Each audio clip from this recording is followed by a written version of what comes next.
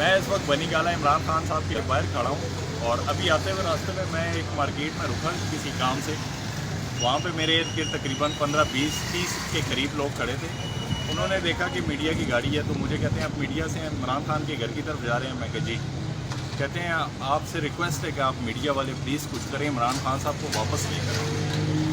میں کل سے پورے ارد گرد لوگوں کو دیکھ رہا ہوں کہ سارے خوفزدہ سے ہیں. جیسے آپ کی کوئی قیمتی چیز آپ سے کوئی چھین لیتا ہے نا تو آپ بڑے پریشان پھر رہے ہوتے ہو کہ اب کیا ہوگا.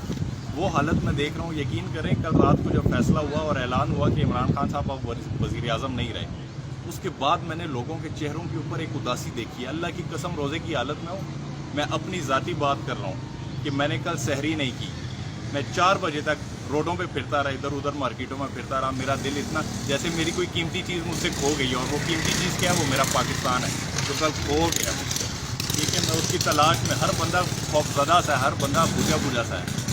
پڑھے لکھے اور باشعور لوگ ہو، بہت زیادہ، سب سے زیادہ پڑھے لکھے اور باشعور ہمارے پاکستانی عوام ہے. اب تو عمران خان نے آپ لوگوں میں اور بھی شعور پیدا کر دیا ہے. غلط اور صحیح کیا ہے آپ سب سے زیادہ بہتر جانتے ہیں. خدا کے لیے آزاد کر دیں اپنے آپ کو عمران خان کا ساتھ.